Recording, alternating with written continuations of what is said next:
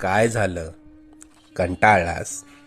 खूप प्रयत्न करतोय, पण हवं तसं यश काय मिळेना, बरोबर ना? आता ही धावपळ सोडून कुठेतरी लांब निघून जावंसं वाटतंय ना?